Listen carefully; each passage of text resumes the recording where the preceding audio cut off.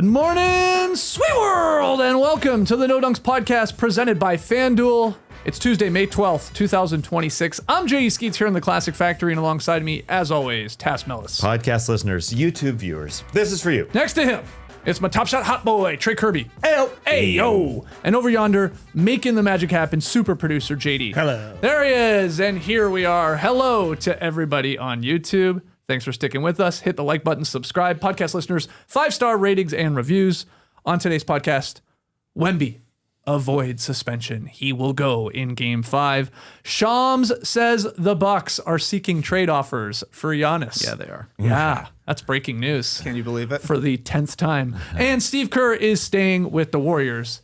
That's later. That's in Is This News. But we got some NBA playoff basketball to break down. Let's start with the Cavaliers. Now square with the top-seeded Pistons. Thanks to the 112-103 win in Cleveland, the Cavs used a 22-0 run in the third quarter, the Cavalanche, and Donovan Mitchell scored 39 points in the second half, tying the all-time playoff record for points and a half with Eric Sleepy Floyd. I feel like Sleepy Floyd this morning with that late game there between the Thunder and Lakers, but we're talking Cavs, tying this up, Tass. And do we start there in the third quarter and Donovan Mitchell and the Cavs with that 22-0 run? We have to because Donovan Mitchell looked like a different guy. First half, didn't have the touch, only hit one shot. In the whole half, he comes out. The third quarter, I thought it was a great play by Kenny Atkinson to get him going on a shot he could not miss. When he was off the ball, James Harden on the left wing sets up Donovan Mitchell on a nice cut. Ausar Thompson kind of fell asleep. Donovan Mitchell gets the ball. It's a floater. He has to hit this, right? He's too talented not to. He hits it. Bang, bang, bang. Hits his first three shots. He was feeling so good. He even got mad when the Cavs hit a shot. Right after that, James Harden went to the right wing. Donovan was ready. He was ready to get that ball. Didn't come to him, swing. It got to James Harden again, who hit a shot. Donovan still, arms out, waiting. When's that ball coming? He wouldn't talk to Johnny Bryant, associate head coach, not assistant head coach. Whenever teams specify that, I always have to know that. He would talk to Johnny Bryant, said, that's my ball, that's my shot. I guess that's how superstars act when they are feeling good, because that dude was feeling it on that 22-0 run. He just wasn't going out at home like that after half. So they felt obviously incredibly good. Well, on the other side, yeah, the Cavs or the Pistons, I should say, didn't have an incredible Cade, and the Cavs kept it going until the fourth quarter. Fun game for Donovan Mitchell to look different than Sleepy Floyd looked, I guess. I don't know how Sleepy Floyd looked in his half of play, but he looked obviously incredible. Totally different guy in the second half. You got to have some tired eyes to be nicknamed Sleepy. Yeah. So he probably was looking pretty snoozy, as was Donovan Mitchell in the first half. Oh, got him. But I thought he kind of actually got going right at the end of the second quarter, hit that three from the corner. It's like, okay, that's a little inspiring. Came out, like you're saying, had the cut, and then went on an 8-0 run to start the second half. He just really wisened up, I thought, on the way he was attacking. He said he was having trouble penetrating in the first half, and the Pistons were doing a really good job of boxes and elbows, walling off the paint so he couldn't get there. I thought he was just missing. Well, he missed some shots he should have missed, but he was also doing a pretty good job of drawing two and playmaking. Yeah. And then in the second half, Jalen Duren fouls out, and Donovan Mitchell just has zero concern for Paul Reed as a defender inside. So he said, guess what? Here's 18 floaters on top of your head. Didn't try to get all the way to the rim. Stopped right outside the restricted area. Popped it in over the top. That was pretty impressive. And Harden had an awesome first half. This guy was in the lane all night. He was aggressive, looking to score, looking to create. He finished with a double-double, 24 points, 11 assists. Cavs went down 0-2. Harden took over down the stretch in Game 3, won him that game. Then completely outplayed Cade Cunningham in this game. Heard a lot about his bad first two games. Probably won't hear nearly as much about these two very clutch performances when his team needed wins. Helped put the team on his back, and Harden's a huge part of the reason that this is a 2-2 series. Going back to Cleveland, you would say, or going back to Detroit, you would say that the Cavs have all the momentum, but they haven't won a road playoff game yet. Yeah. And Detroit definitely had all the momentum coming to Cleveland. This could easily be a home team wins every game series. Yeah, it totally. could. Yeah, it's totally coin flip right now. Because how well Detroit played to start this series, unlike what they did in round one. Game 5 is everything, it feels like. You're saying it's pivotal? Quite. I think it's quite pivotal there later this week. Absolutely. Yeah, Cleveland's going to have to do this on the road. That's just what we're at. They look awesome at home, unbeaten at home. These guys play much better. They're superstars. They're support players. You gave Mitchell love. That was wild. I mean, he had individual defenders on their heels. He was going through contact. Like you said, Trey, he had the floater, he had the jumper, he had the three. when he gets going, he sort of feels unstoppable. Then you're busting out the patented swim move that he does on guys. He was awesome. Harden was great. And Mobley, a guy I have called out here already in these playoffs, said, man, is this guy like a little overrated? Like, when's this guy going to step up? He didn't have a huge scoring game, but holy crap, did he do everything else in this game. 17 points, 8 boards, 5 assists, 5 blocks, 3 steals. Guy's 2 steals short of a 5x5 in a huge, like, sort of must-win game. So he was great. The Stars, like, backed it up here for Cleveland, where, you know, the Pistons, Cade had a rough game. Another one of these weird games when it came to turnovers. Fascinating, just sort of the sloppy ones. Jalen Duren, brutal. Like, it was a tough decision there, I think, for Bickerstaff, because, like, on one hand, Jalen Duren is not doing anything. So let's go B-ball Paul. He at least is giving you energy on the offensive end, but yeah, maybe giving some of it back defensively. But Karis LeVert and B-ball Paul, they were keeping him at least in the game there in the third quarter, because the Stars for Detroit did not travel to Cleveland, even though it's a short drive, I think, from Detroit to Cleveland. So, yeah, this is a weird series, man. It is. It's tough. Like I said that heading into this game, it's like, I don't know. I don't know which team is going to like show up from quarter to quarter, half to half. So, you know, the only thing we can bank on right now is Cleveland's just got to play much better on the road in Detroit, where they've played pretty good at home. Right. Yeah, well, just an odd game to see Karis LeVert's season high on May 11th, 24 points. And yeah, the Cade, Jalen Duren, the chemistry there wasn't there in that fourth quarter. What a weird turnover when Jalen Duren just didn't have his head up, and Cade ends up being credited or discredited with the turnover because Jalen Duren ain't ready. They try Isaiah Stewart. He couldn't score. They just needed more scores inside, and Duren's not doing it. Isaiah Stewart's not doing it. Yeah, they go to Paul Reed, but Evan Mobley has been dominating Jalen Duren, blocking his shot. He's literally blocked him now 7 times coming into this game, directly on Duren, and then had one more last night. So he's dominating that. Although he's not dominating the offensive end, scoring wise, he's doing so many things, as you said. A near 5x5. It's crazy. Just 2 steals away. Mobley was awesome last night. I mean, he got to 17 points. That's like his average for the season. Solid, it's an average game, but he was on point defensively from the very first quarter. He was just everywhere, and I thought that turnover with Duren where he's rolling down the lane, Cade goes for the jump pass. You know, it looks like he's taking a jumper. That just shows me Duren has 0 confidence right now. 3 points, 1 rebound, 2 turnovers in the second half. He's barely looking to score. He's got no moves. I mean, he had 1 post up where there was nobody around, looked really nice, but other than that, he's trying to body guys up, and he's not able to push through Jared Allen right now. I thought Allen played a really good game as well for an under double-digit scoring night. Like, he was emphatic at the rim. He was rebounding. He looked tougher than Duren, and if Duren doesn't have toughness, what else is he bringing? Because he's not much of a defender right now either. So, yeah, if I was JB Bix, I wouldn't hesitate to go to Paul Reed if Duren's struggling. At least he's going to give you some energy on the offensive end, and kind of they need offense, I think, the Pistons do. Yeah, he's just not consistent. Jalen Duren did have one move where he broke down Mobley, and he scored on him on the dribble. One move, that's exactly how many he would have per game throughout the season. I'm always waiting for one move where he puts it on the floor, and he had that one move, but he didn't score a lot. And then you get an Asar Thompson game where you have to take him off the floor. One. That was maybe the worst game I've seen him play all season. He just in watching a lot of Pistons games. He was brutal. Yeah, turning it over. He was frustrated with the whistle he was getting early, but he was completely taken out of this game. Yeah, that was very bad, Asar Thompson. And that's not going to be a good pairing when he's having a rough game and then Jalen Duren is also having a rough game. It's like these are 2 guys that are not shooters by any means. So they're just getting in the way when they're having bad games like that. And to me, like, like the Pistons felt like they were attempting to like play basketball in a Trader Joe's aisle.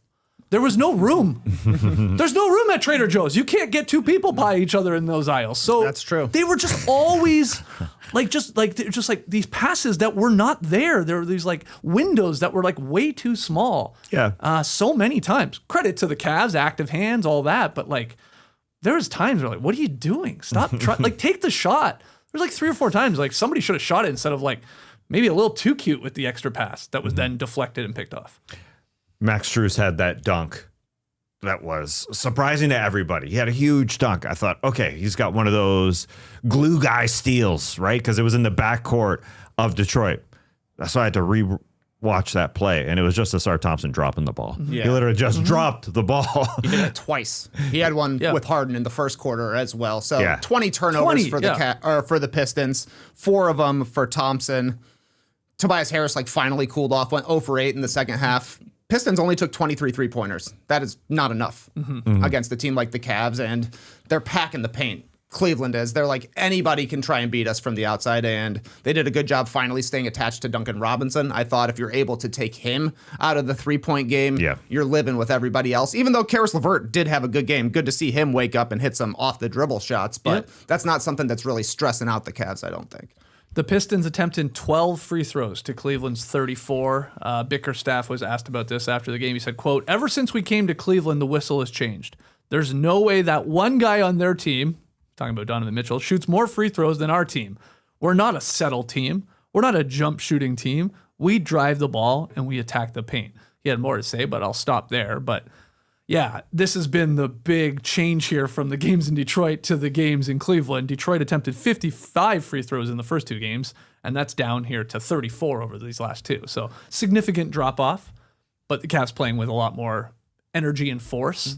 Of course, this is smart. A coach needs to say something like this. Hey, what happened to the whistle? Why are we getting this sudden change in whistle? But he literally said, yeah, Kenny did this after game 2, and look how the whistles changed. So I'm basically trying to trick the refs as well, which I thought was awesome. He's being completely honest about it. He's like, yeah, if I say something, you're going to change it because human nature.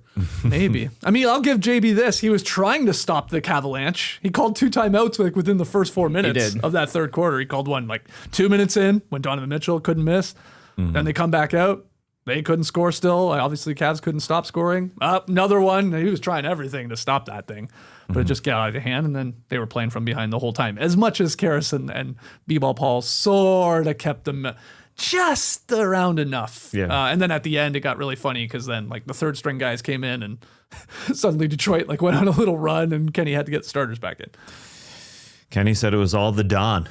I've never heard him call Donovan Mitchell Don. He didn't say the Don. He said second half performance by Don. Just calls him Don now. And yeah, Kenny Atkinson, again, that play to get Donovan Mitchell a look where he doesn't have to create just to get him going. That helps. Even though Asar Thompson was bad this game, you can't just line him up against Asar Thompson and try and do that. When he gets hot, you can. But he was just not feeling it until that point. I say that was fun because during the halftime show, Maria Taylor was asking all of these incredible scorers in T-Mac, Vince Carter, and Carmelo Anthony, hey, put yourself in Donovan Mitchell's shoes, rough first half, big playoff game, what's your mindset coming out of the locker room for the second half? And they were basically saying pretty obvious things, but you got to get inside. You got to get to the line. You just got to see the ball go through. And it was cool that they implemented it right away. Got him an easy look. Just cutting off ball, great pass from Harden, and it was a 6-foot shot there, a little floater for him, of course, easy. And then he just started snowballing. So they were they nailed it. They're of course he can have a monster second half. This guy puts up huge numbers in playoff games. But still a coin flip in this series, right? Going into Game 5, big time. Will we see a good James Harden game? TBD. We'll see how this whole Cavs team can perform in Detroit. Have we even had a big Cade game in this series yet? No. Really. So I mean, who's to say that's not coming? Especially at home. Fourth quarters, Yeah. So at home for sure. I thought you gotta give a big shout out to Dean Wade. He played an awesome game for 0 points. I thought he was all over Cade Cunningham in this one. Had 5 rebounds, which were actually important. Every single time there was a ball screen or a dribble handoff, it was Dean Wade and whoever the big was basically double teaming Cade. So that's a lot of arms that he's got to see. Turned into 5 more turnovers for him, 22 so far on the series. That's not very good. 94 feet of pressure I thought was important as well. Wade or Strus picking up Cade, just making him work the entire game, and he just didn't have it enough in this one to pull him out over the top. And good performances by the Cavs. But yeah, you have to imagine Cade will bounce back. Maybe they get another good performance from Duncan Robinson back at home, shooting the ball. Maybe Karis LeVert stays in a bit of a rhythm. They can be better for sure, but I thought Cleveland handled things pretty well in Cleveland. Oh, yeah. And like you said, the 2 numbers are you probably got to get more 3-point attempts up, and a big part of that is Duncan Robinson. And then, you can't. How many times in playoff games this postseason have we talked about a team having 18, 19, 20 turnovers? I'd just say every time, you're not going to win when you have 20 turnovers in these games. You're obviously playing strong competition. I have to imagine the record for teams that have put up 20 turnovers in games in this postseason is quite bad. Maybe there's the odd win or two from a team in there, but not many. It's just way too many possessions you're giving up. Yeah. And obviously easier buckets in transition for the most part. The good Golden State Warriors could do that. Yeah. But not many this playoffs. I'm trying to think of one, but I don't know. I don't have the turnover numbers on my head. Yeah. Anything else from the Cavs tying this thing up? Well, I think Kenny Atkinson, as the Cavs coach, he's the new Mike Budenholzer. Mike Budenholzer was just the open mouth guy, like, what's happening here? I think Kenny Atkinson is the new guy, the new Mike. He's got good face reactions for sure. Yeah. Do you think his hair is slick back or push back? See, he went from a big change from game 3 to game 4. People can change. Yeah, because He used to be a piece of shit. You should have seen him in Detroit. He was a real piece of shit, but people can change. Yeah, he got a haircut before game 3. Exactly. I noticed him. Let him hold the baby then. Just let him Dean hold the Wade, baby. and Sam Merrill all got their haircut before game 3. I wondered going into game 3, do they have the same barber? Because they ain't that different. Those 3 guys? Maybe the 3 for 1. Very possible. But I would call that a slick back that he had in game 4. Trey, it was more. It looked really wet. Yeah. Yeah. He's using that LA Looks gel, I think. I also liked this game was funny from the very beginning. Mark Davis apparently was standing in front of the scorer's table, like practicing his jump balls. Noah Eagle mentions on the broadcast, they're like, don't worry, Mark Davis is warmed up. Oh, man. Terrible jump ball throw. Yeah. Horrible. Overthought it. Yeah. They start laughing at him. They had to re-toss it. And it was still a pretty bad toss, the second one. Yeah. Went way more towards Jared Allen, I think. That was a hilarious moment. Yeah, Noah Eagle saying, I jinxed it. Like broadcasters say when they say a free throw shooter's doing well. He jinxed the ref's jump ball. Yeah. What do you think of Robbie Hummel's telestrator work? This is the second game in a row where he's done some telestrator work, and then they've showed us the czar, Mike Fratello, in attendance in Cleveland. Wow. Very They did funny. split screens. They did that in game 3 and they did it in game 4. Yeah. And I think they're trying to push the nickname, if Fratello was the czar, they're saying Robbie Hummel is the monarch. That's what it said on the screen. They were talking about. Yes. Yeah. And you know Sure. what? I think he's not bad at it. No, it's good. At it. Room for improvement for sure, but yeah. We don't see enough telestrator work. I agree. That's a cool piece of technology. That's right. That's right. When they showed the little, the lower third, here's this guy's nickname and here's this guy's nickname, the Czar and the Monarch. It didn't come after Robbie Hummel did something on the telestrator, which was weird to me. That was weird to me. Yeah. Let's tell people what it is, because I'm not all the geeks, the basketball, not the mainstreamers don't know. We call that guy the czar because, I thought they should have done it afterwards if I'm going to be critical. But I think Robbie Hummel is good telestrating. Yeah. He's good. He's a good analyst. That's for sure. And then I liked him talking about being a scrub in the NBA and how hard it is to score coming off the bench late in these games in garbage time, because he was like a star in college, right? Right. And he's like, I used to always say to the walk-ons, how hard is it to come in and score a basket? It's like the easiest thing in the world. And then I got to the NBA where I'm the guy at the end of the bench, and it turns out it's actually really hard to sit for 3 hours and come in hot. Yeah, Sam Merrill proved that. I mean, he had open threes. Yeah, he was has getting been First good. two as well. He was getting good looks too, and they kept bringing that up on the broadcast. Like, wow, this could have been way worse for Detroit if he's knocking these down. Right. But he finished, I think, 2 for 7. I want to say from deep. From 3, yeah. Yeah, from deep. Yeah. Donovan Mitchell hit yet another floater, and Noah Eagle yells out, Mitchell Palooza! And then it just turned into an old school reference off between these guys. Robbie Hummel says, you bring your green hat and we'll just watch what Donovan Mitchell's doing here. He's putting on a show. Grant Hill says, feels like a concert. To which Eagle says, right now, it feels like he's on fire. He has the Cavs streaking in the second half. I was impressed by these deep, old school references. At one point, Noah also yelled, raindrops on a Donovan Mitchell three-pointer. So he has referenced Fletch, old school, and Along Came Polly during these very playoffs. And I love the lineage because his dad, Ian Eagle, always yells, do not go in there on blocks. And that's an Ace Ventura reference. Right. These guys are watching comedies nonstop. You think the Eagles are on Letterboxd? Noah. Yeah, I I bet agree. he is, yeah. Not Ian. No? No. Okay. He does IMDb ratings. Noah also did say, the Struce is loose with the juice. Bill Simmons wasn't a fan. I think saw it was, him tweet last I night. thought What's it going on? was Grant that said that because Yeah. I thought that Ian Eagle yelled, "Struce, bring in the juice that- to Cleveland." okay, yes. They reran the exact same play, Yeah. and Grant went, "Struce is loose with the juice. Yeah. Okay, you're right. He's got the boost." Yeah. Who then Clue. made the comparison? Was it Tobias Harris to Bernard King? Was that comparison made? Yeah, yes, he did. Was that at Grant Hill? Oh, I don't remember that one. He definitely compared him to I was like, Bernard whoa. King. Yeah, somebody's going to do the old turning of the toes. They must have watched The Starter. Yeah, maybe. You know, when we're speaking of the broadcaster too, Grant Hill, he loves to say, "That was impressive." Count how many times he'll say that during a broadcast. He was pretty funny. It's tough not to do the "I do love music." I do love music. That was He's impressive. a supportive guy. Yes.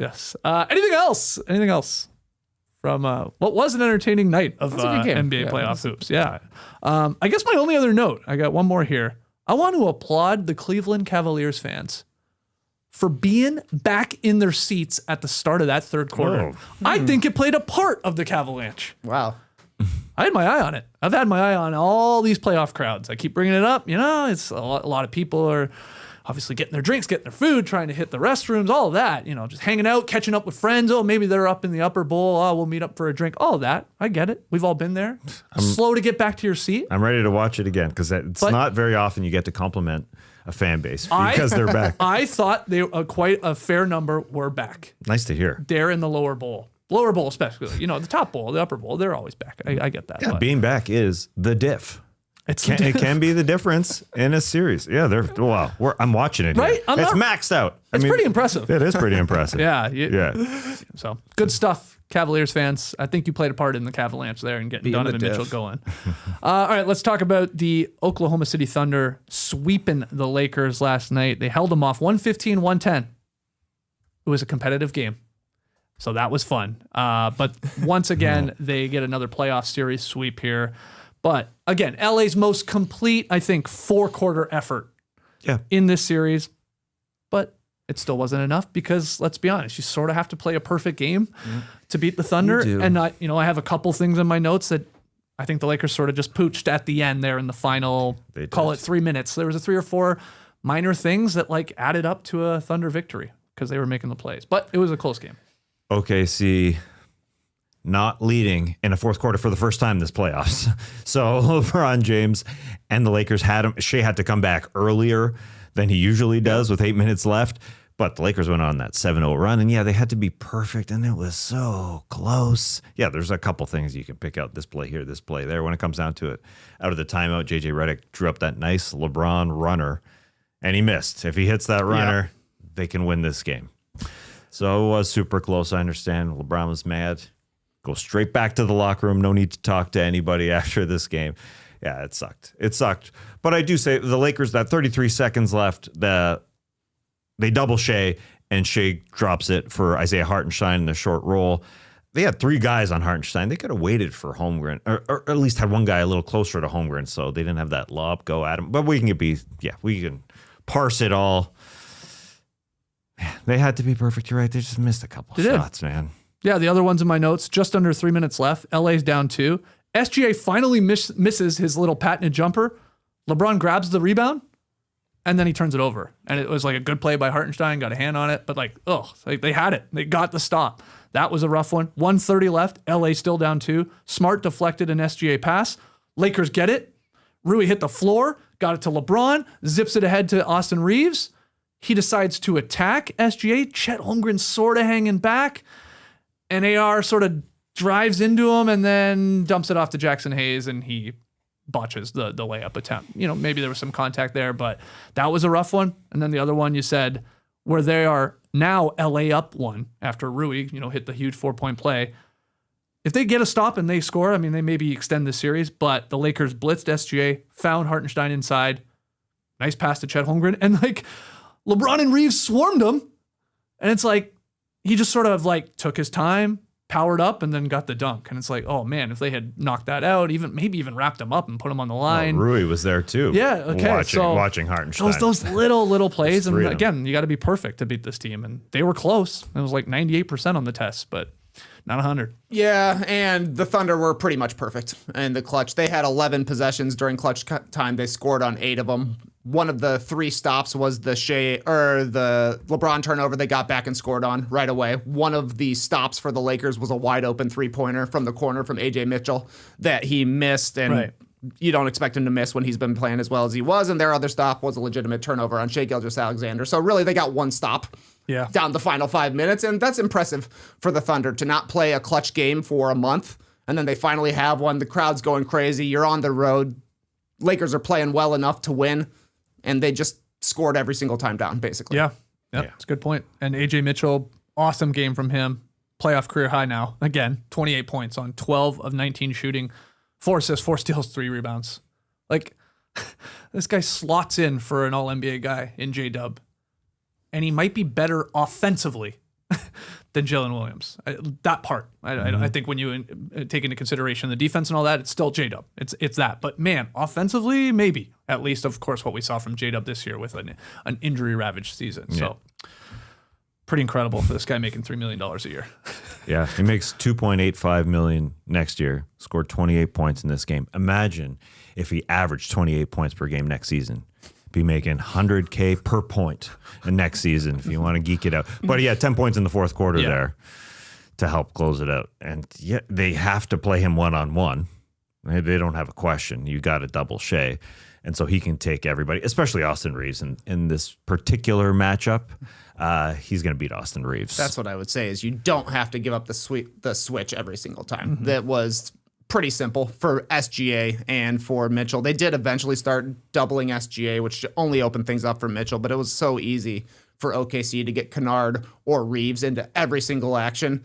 Then they would have either Kennard or Reeves up there guarding SGA or Mitchell, and they say, okay, bring up the big guy. And both Shai and Mitchell feel super comfortable against Ayton and Jackson Hayes. So there's 2 pick points that the Thunder were picking on the entire time. You flash back to the Rocket series, we're like, how are they not exploiting these defenders being out there? They just couldn't do it. Meanwhile, SGA and Mitchell are just like, here, I'll just hit 18 mid-rangers. Yeah. Just another one for you. And then the Lakers turned the ball over 19 times. It's not quite 20. No, but it's close. Yeah, it was just, this was a close game.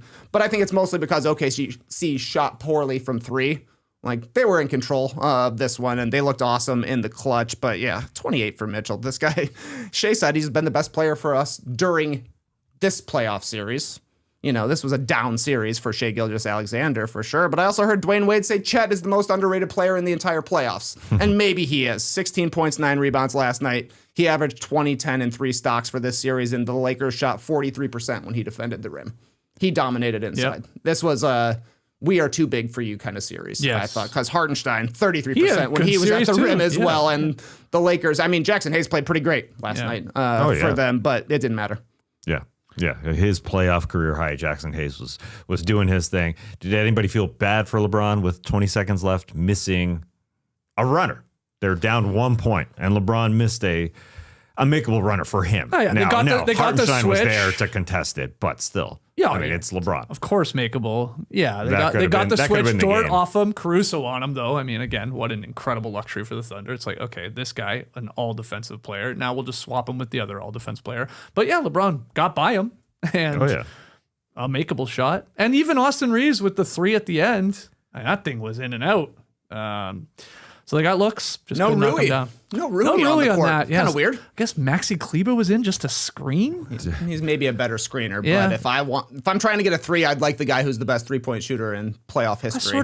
Personally agree. And having had a great night. Yeah, just hit a couple massive 3s to keep him in the game or up. Yeah, I guess they knew it was coming from the top. The 3 was coming from the top, and they weren't going to pass it at all.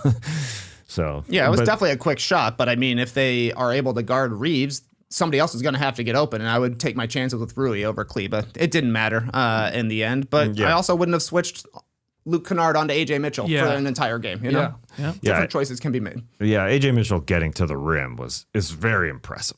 The mid-rangers, that's sort of coming, but the way he's able to get to the rim and finish, I just haven't seen that as much in the playoffs at all. So, yes, the evolution of that guy, very cool. According to ESPN research, the Thunder became the 4th defending champion to begin the playoffs with at least 8 consecutive wins here, and the first since LeBron's Cavs in 2017 to do it.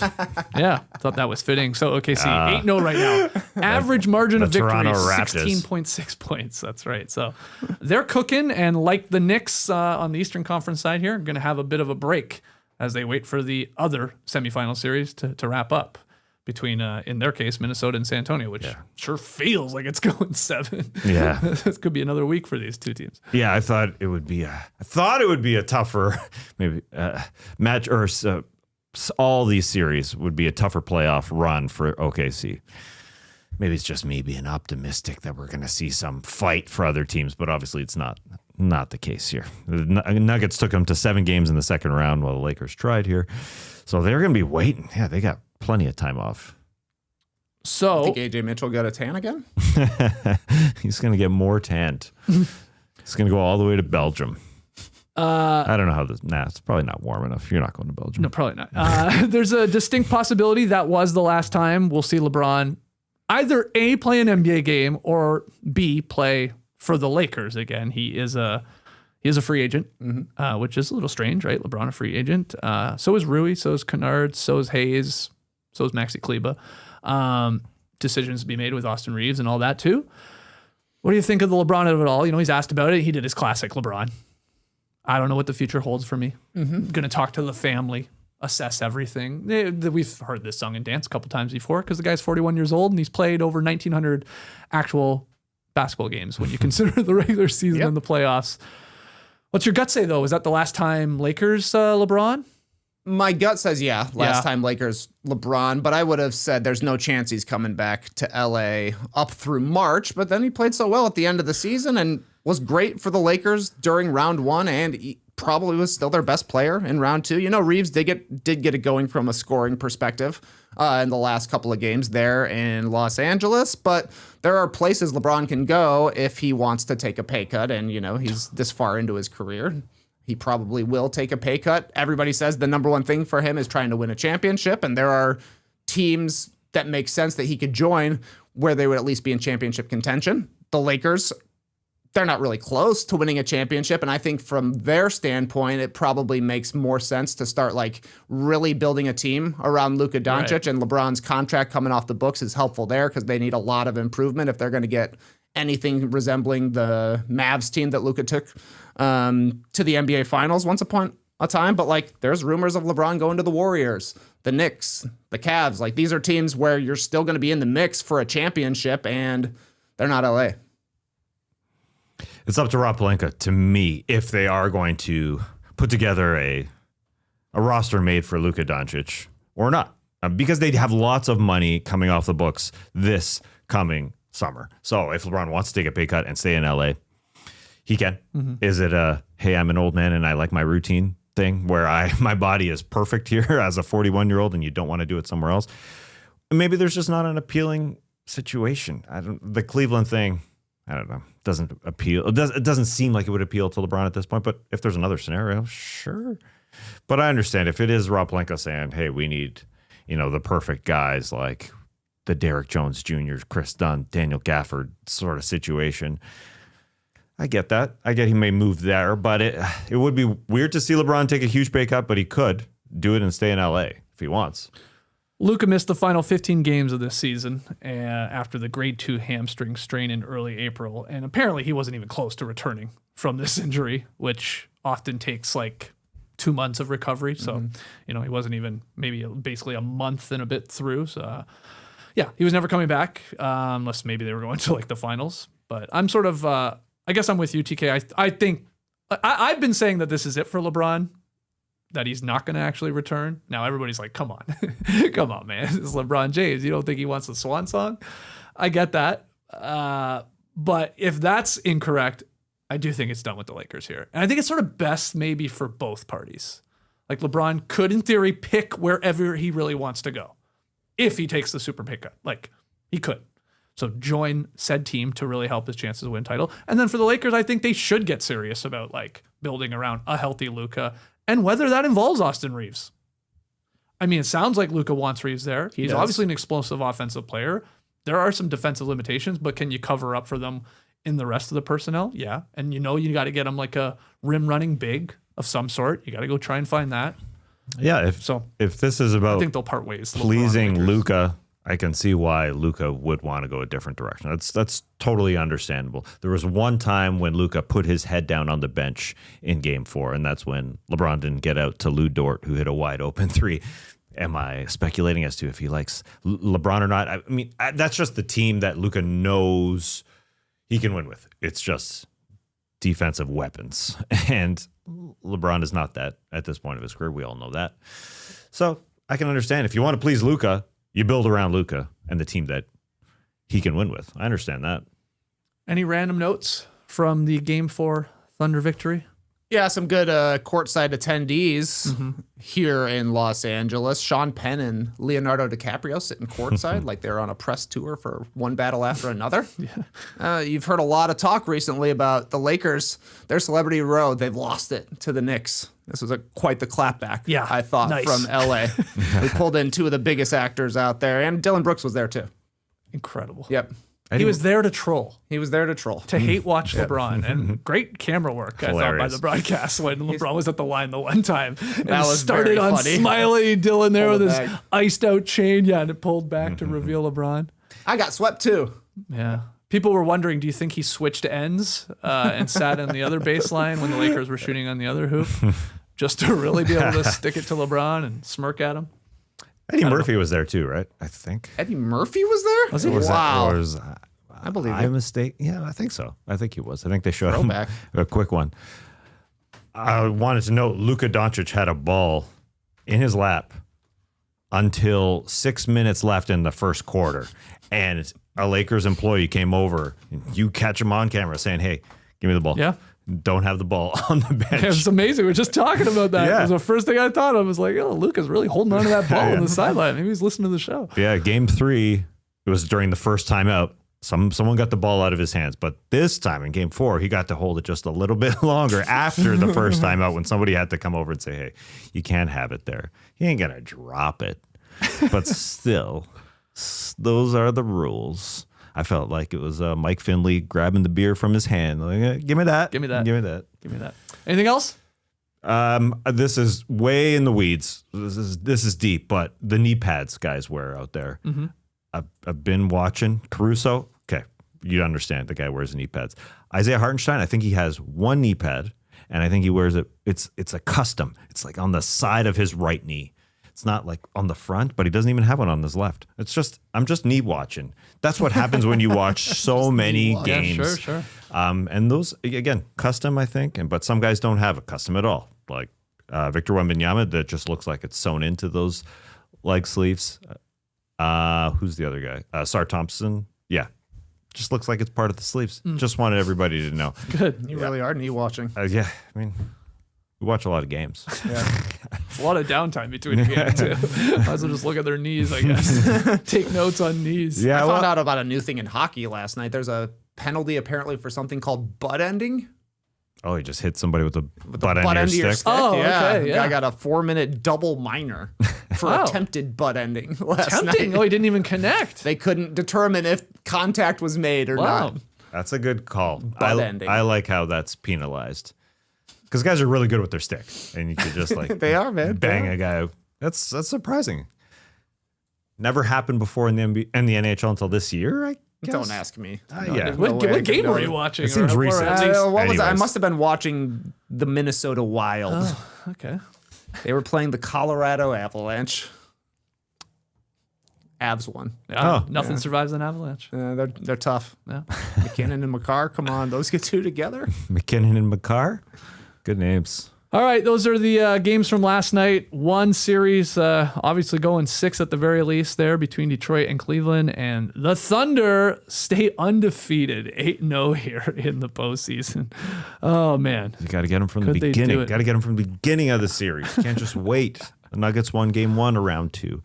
Anyway, whatever. Yeah. The Lakers show was a good show. That third quarter was good. Yeah, look, they put up a fight. Crowd was awesome. Crowd was hyped. Yeah, even Sean Penn and Leo were hyped, man. That's true. They were into it. Sean Penn looks fried, man. This guy looks like he stuck his finger into an electrical socket. Puffed out hair. Yeah, man. He's very Bob Ross-esque. Yes, he was. Very strange. Oh, Jimmy Goldstein also there. Because yeah. he's always there. I can't believe it. Okay, go on. Yeah, he's always there. Still. All right, we'll take a break, and when we come back, is this news? This one right here, it's brought to you by FanDuel. Right now, new customers can bet $5 and get $150 in bonus bets if your first bet wins. That's right. Turn $5 into $150 in bonus bets just for getting started. From player props on your favorite stars to all the tools you need to back them up. Wemby, 30 or more points tonight. What do you think? Ooh, revenge game. Revenge game. Wow. Honestly, I don't mind it. I don't know. Under. This guy always has an answer. I got You're going under. Yeah, he's going to play one of those man. well-rounded games. Okay. Plus 148 if he goes over. Okay. I think it's definitely possible. FanDuel puts player research right at your fingertips so you can check stats, trends, and matchups all in one place and make your picks with confidence. It's everything you need all in one app, so don't miss your shot. Head to the FanDuel Sportsbook app to get started. FanDuel! Play your game. Play your game. Play it. We'll play a game. We're going to play Is This News?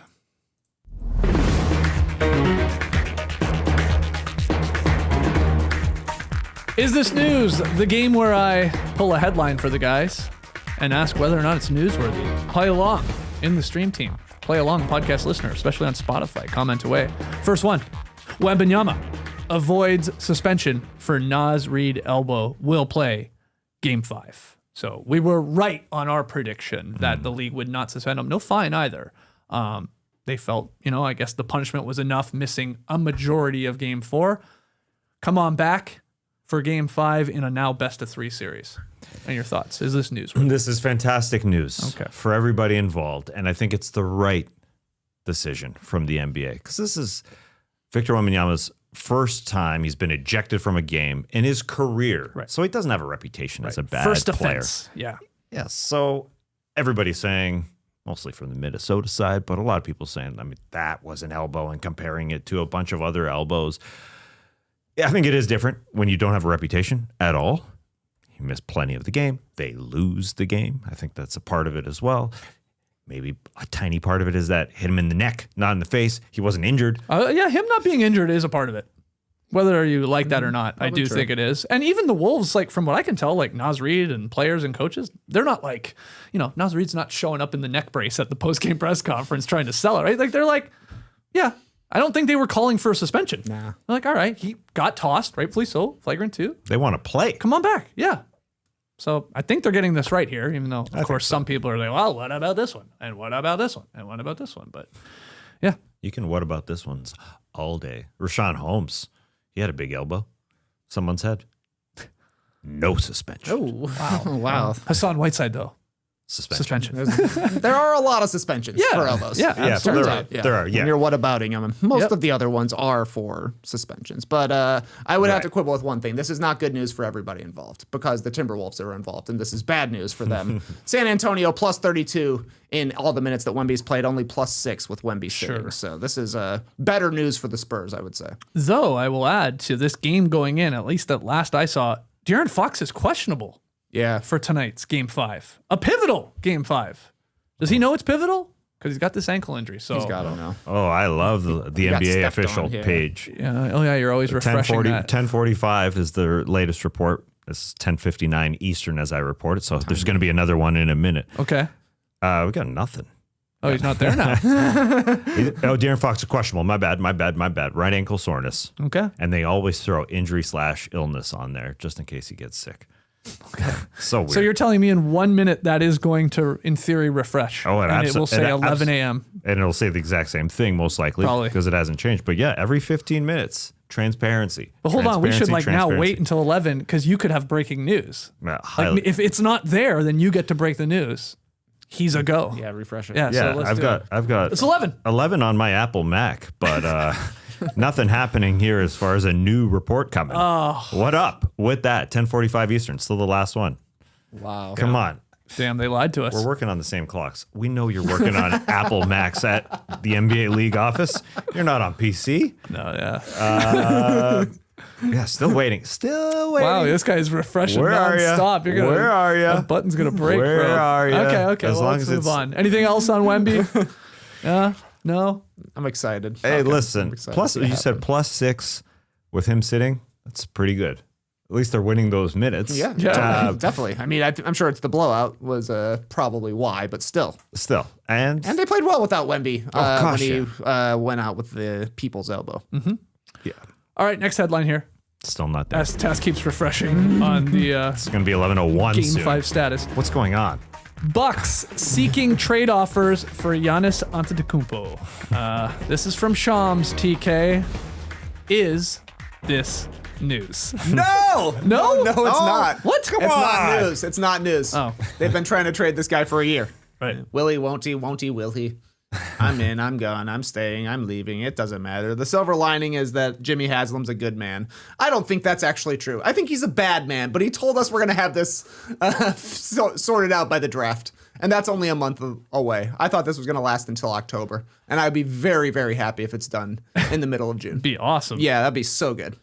Yeah, Shams in the article said, quote, there is expected to be a robust market for Giannis's services, and ownership and front office officials expect to maintain their trade deadline asking price of a young blue chip talent and or a surplus of draft picks. I'll end quote there. The difference between now and the last 10 months is that this is when teams can offer the most. Teams are ready to make trades right now. They know their especially draft picks. Yeah, and then they know the draft picks. A lot of them have failed and haven't advanced in the playoffs. So there's that desire. Can we get better? There's the one superstar that can be traded right now. His name is Giannis Antetokounmpo. So I think there's going to be a bunch of offers. On Thursday, when we don't have any games in the NBA, I think on Friday's show, we should come out with some packages, baby. Because I don't know exactly where Giannis wants to go, and I think that's a big part of it. Oh, I think that's a huge part of it. yeah. His preferred destination Right. to sign said extension with. Which has been the Knicks, but it can't be the Knicks this week. Anyway, I mean, it can't be the Knicks until they're essentially eliminated. Sure. If they get eliminated in the conference finals, okay. Right. But we've had this debate before whether or not James Dolan saying we got to make the NBA finals this season means if they make the finals that they just stick with it and try it again, or that means tear this thing down. If conference final, tear down, no doubt. But I started looking at everything that's available for offer right now, and we can get to it on Friday. It's like the Miami one sort of makes sense. They can give him 3 picks. They can give him Tyler Hero, who can go back to Milwaukee, but Giannis may not want to go there. Right. He may not want to go there without a lead ball handler, which we saw was a big problem in Milwaukee. He would love to play with Bam. Probably Love true. to play with Bam, Yep. but the other parts have to play in here. So there's many teams, I think, that will make plenty of offers. Just like in theory they were at the trade deadline. Yeah. And Milwaukee standing pat at the trade deadline. But not Obviously as getting good. enough. Not as good till now. Like Yeah. Miami just got a new first-round pick they can offer. So The one thing in this article that pissed me off, though, from Shams is it was later in the article after all the trade talk and they're open and they're exploring and they're talking about it. It said, quote, the Bucks are also leaving the door open to pursue a major trade to persuade Giannis to stay once again, allowing Horst to work parallel paths. They will have the 10th overall pick in the draft, 2 other future first-rounders, and tradable contracts such as those of Bobby Portis and Kyle Kuzma to offer in deals this offseason. And I said, holy shit, Tass Mellis called Shams and told him to put that in there. Come on. We're not doing this star? again. No, he's gone. He is going. probably. But he can make the most money by signing here with Cleveland. With Milwaukee on October 1st. And then get traded at a different time. I mean, I do feel like at the beginning of the season when all the rumors came in, I said he's going to abide by his word. And he said he was going to try as hard as he could this season, and that would be it. So, yeah, I feel like this could be the time. But he could also be super smart and say, sign, trade me now. If he wants to. And yeah, we shall see. Anything else, TK? Sign, trade me now.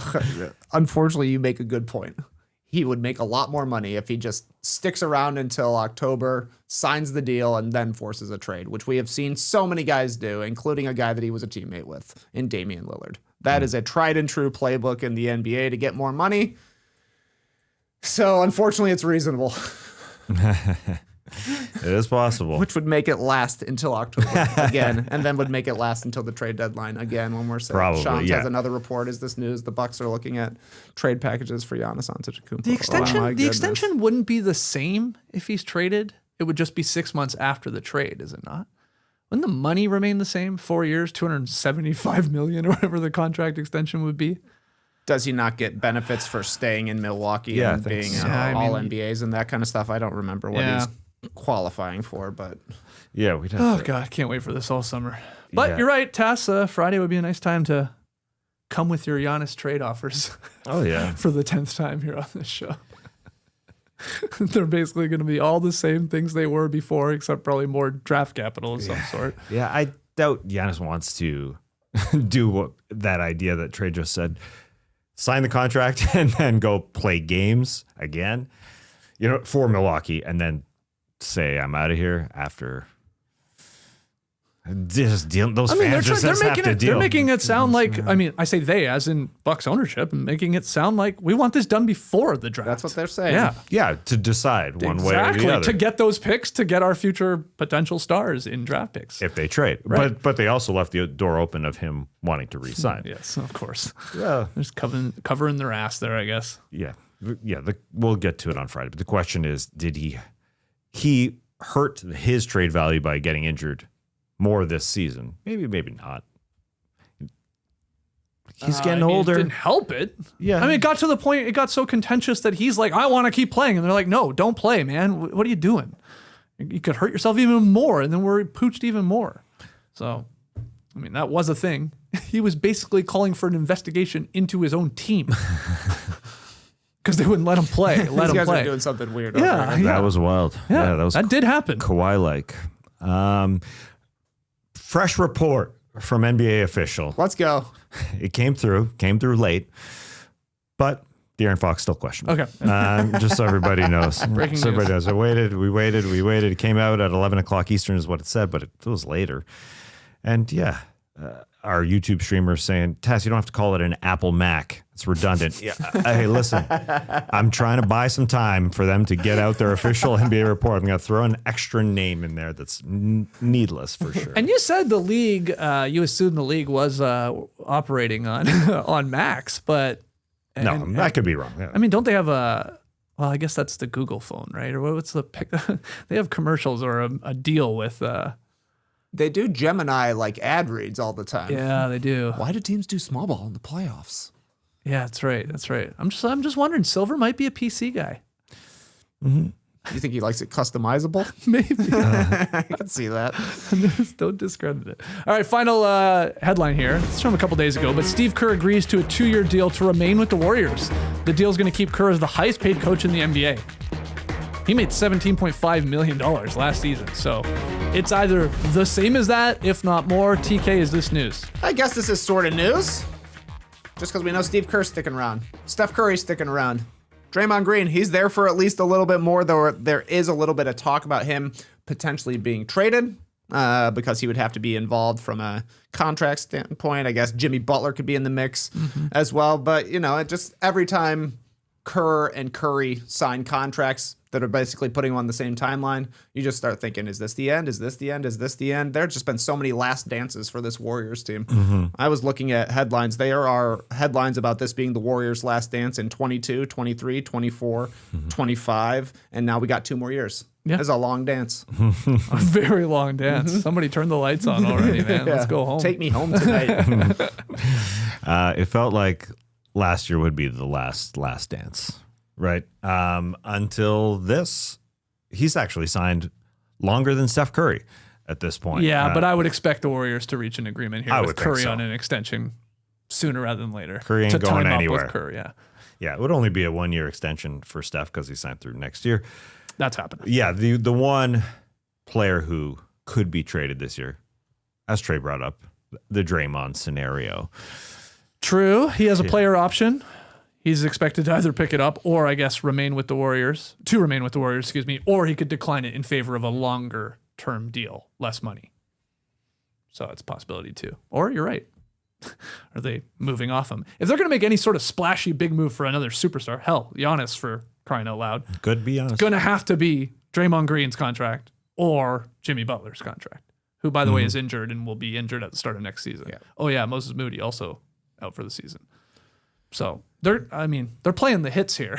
They're playing This is the like the hits old here. band, man. There's like, let's just do it. And maybe that's the thinking of ownership. They're like, whoa, Jesus, the Thunder never lose. Wemby and the Spurs, good luck. They're just getting better and better. Maybe this is just it's just like cash those checks here if you're ownership here with Steph Curry in your building and sell out still, and obviously all the key core pieces here.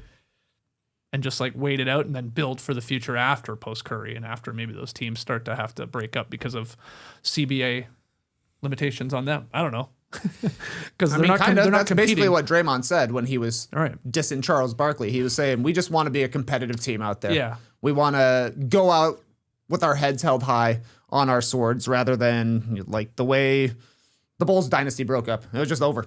Yeah. And we're the worst team immediately. So I don't know. Draymond also gave that interview at the trade deadline where he was basically like, I'm probably being traded. I'm gone.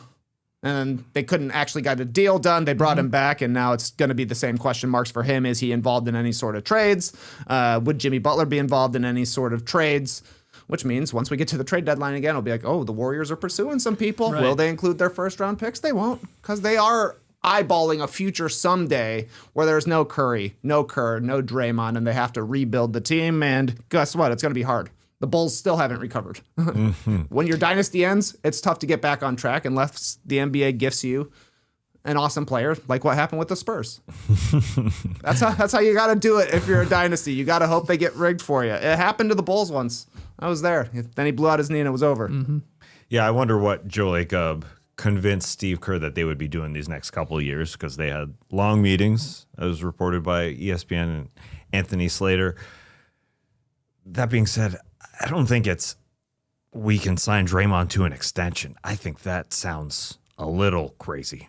To say to Draymond, hey, and to say to their teams, we're bringing back Draymond. As Draymond said to the TNT crew, and he was asked, what are you looking forward to in this future? He said, sometimes at some point you kind of have to look at success in a different way.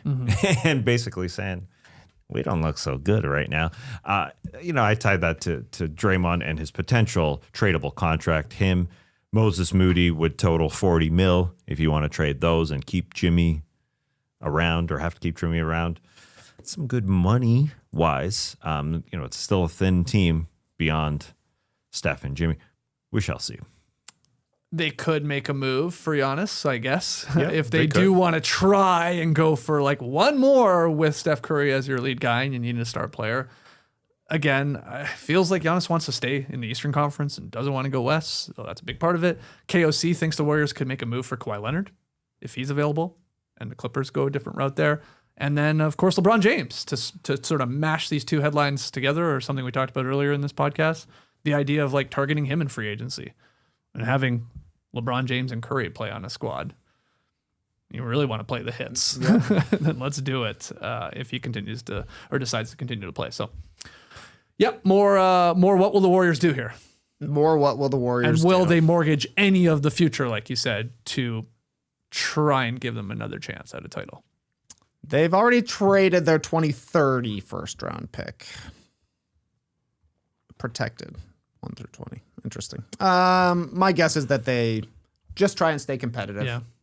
Because when I was looking up these Last Dance headlines, there's one about Giannis Antetokounmpo from 2020. Sure. Giannis Antetokounmpo is part of the Warriors' Last Dance plans. They've been chasing this guy for so long. So they'll keep trying to go after him, and I don't know what they can offer back to the Bucks, because they want a young blue chip prospect that's not on the team, and they want a lot of first-round picks, and they do Got have their some picks. first-round picks, and trust me, you're going to want those Warriors ones in the future. Yeah, that would be the thinking there. But yeah, the blue chip player is like Pajemski. I think they're looking for better than that Yeah, in they Milwaukee. should be. All right, those are the headlines. Oh, yeah. He's also from Wisconsin. Is he? Pods. Yep. How Just old- like Tyler Hero. It's true. Yeah. You have to be from Wisconsin. The only way you can put together a fake trade is if a guy is from that That's place. right. That's right. It comes up all the time nowadays. Jaylen Brown to the Hawks, they're saying. Yeah, that's right. Pajemski, one of his nicknames, the Pythagorean theorem. No, that's definitely not one of his nicknames. The hell, yeah, that's Basketball reference, though? the Greek tie-in. I mean, you know. Okay. Do you know the Pythagorean theorem? Yeah, it's easy.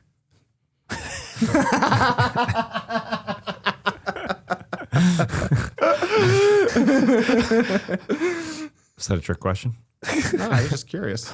Wobboy of the night. Sponsored by Ethan Lenoff. That's the one. From Muswell Hill, England. Does that sound familiar? Muswell Hill, England? Yeah. The Muzzies. I said it recently here in Woboy with a previous sponsorship. Listen to this. Ethan writes in, been a listener since I was at college in upstate New York. I've since moved countries, gotten married, had a kid. I am still listening in. We love it, Ethan. He continues, imagine my surprise when I heard Woboy sponsored by Ben Grubb and the Muswell Hill Ballers, since I now live in Muswell Hill. Not just that, but my old rec league team disbanded and I've been looking for a new team. So I would like to sponsor Woboy and ask if you can put me in touch with Ben and Damien, who was the GM of the Muswell Hill Ballers, to see if I can join the squad. We gotta get our guy here, Ethan, on this team, or at least a tryout. At least a tryout. This is incredible. It's like misconnections. Yeah. Yeah. So now you've already put them in touch, I guess, through email, right? Is that, are you at least forwarded? I have sent an email address. Okay. Has not been responded to at this point. I don't know. I don't know what the connection is, but they know each other in the ether. Okay. Muswell Hill. How big is Muswell Hill? That's what I'm looking up. Population. Oh my God, this is like Stratford, Ontario. What? This place is small, man. Population of 27,000? This is a very tiny town. They're going to have to be bumping into each other on the courts, man. They've probably been in the same building. Maybe they played against each other. Wow. Ben versus Ethan. All right, so we will hopefully get an update on this. I hope, Ethan, in sponsoring Woboy, that you do get in touch with Ben and Damien. I mean, they might be listening right now. Check your emails, guys, if you are. Or who sponsored it? Ben, right? Was that the one? Or was it Damien? The first, it doesn't matter. Anyway. Ben Grubb. It was Ben Grubb. Ben Grubb. That's right. How can you forget that name? Ben Grubb. Rub-a-dub Grubb. Rub-a-dub Grubb. Send in some highlight tapes. Yeah, I know. I'm invested. Ethan, let's see your game. I mean, how can we possibly recommend you to Ben and Damien? Yeah, we without seeing can't. the skills. We can't talk about Giannis's trades every day during the summer. If it's still up, we'll watch your tape and evaluate your tape. All right, I'm in. Well, but Donovan Mitchell scored a record-tying 39 of his 43 points in the second half. This guy scored 39 in the second half. This is nuts. 13 of 26 from the field, 4 of 12 from deep, 13 of 15 at the line. 5 boards, couple of dimes, 1 steal, 37 minutes played. And we got a 2-2 series between Detroit and Cleveland. So good stuff. I mean, I thought about Evan Mobley, obviously Ajay Mitchell, SGA, whatever, but that's a record-tying second half performance.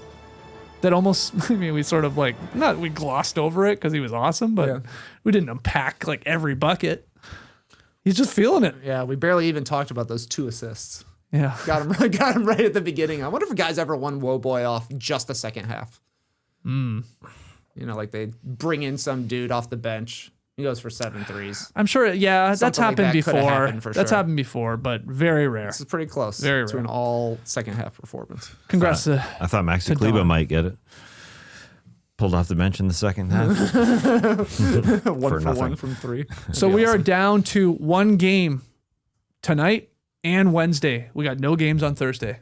That's what the schedule's looking like right now. Yep. As we get into these pivotal game 5s. San Antonio, Minnesota tonight. Wemby revenge potentially.